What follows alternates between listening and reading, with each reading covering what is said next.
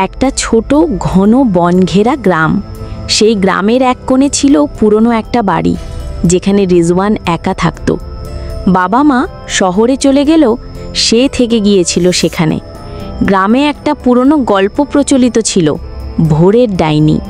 শোনা যেত ভোরের আগে বৃষ্টি নামলে সেই ডাইনি বনের মধ্যে ঘোরাফেরা করে। যার চোখের সামনে সে একবার আসে তাকে সে কখনো ছাড়ে না। তবে এসব গল্পকে রিজওয়ান কুসংস্কার মনে করত। কিন্তু এক বৃষ্টির রাতে তার জীবনে সত্যিই হাজির হয় সেই ডাইনি। রাত ৩টের পর বাড়ির চারপাশে কুয়াশা আর বৃষ্টির শব্দ। হঠাৎ বিদ্যুৎ চলে যায়। রিজওয়ান বারান্দায় বসে বৃষ্টি দেখছিল। ঠিক তখন দূরের বনের মধ্যে একটা ছায়ামূর্তি দেখতে পেল। প্রথমে ভাবল গাছের ছায়া, কিন্তু মুহূর্তের মধ্যে সেটা নড়ল। ধীরে ধীরে এগিয়ে এলো ভেসে ভেসে। পরনে সাদা ছেঁড়া জামা, গায়ের চুল ভিজে লেপ্টে আছে, চোখের জায়গায় গভীর কালো গহ্বর। মেয়েটি হাত বাড়িয়ে ইশারা করল, এসো। রিজওয়ানের দম বন্ধ হয়ে আসছিল, শরীর নড়ছিল না। ঠিক সেই সময় ভোরের আলো ফোটার শব্দ হলো, ঘড়ির ঘণ্টা বাজল। মুহূর্তের মধ্যে ছায়াটি গলে গেল বৃষ্টির মাটিতে। কিন্তু সব কিছু এখানেই শেষ হয়নি। পরের দিন থেকেই রিজওয়ানের স্বাভাবিক জীবন বদলে গেল। বৃষ্টি নামলেই জানালার পাশে সেই ছায়া দেখা যেত, কখনো দরজার সামনে, কখনো বাড়ির পিছনে। ছায়াটি প্রতিবার একটু একটু করে কাছে আসছিল।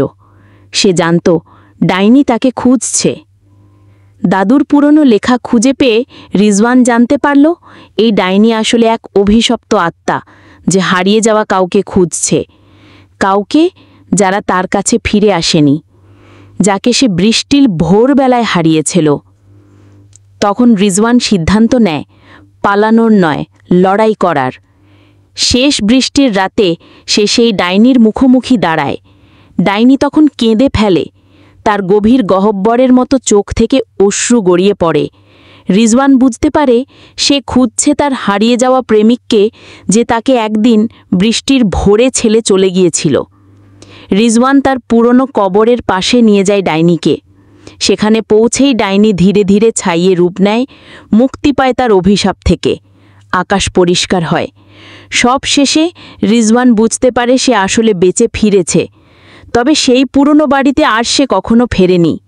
কিন্তু আজও যখন সেই গ্রামে ভোরের আগে বৃষ্টি নামে, তখন মানুষ বলে ছায়াটা আবার দেখা গেছে।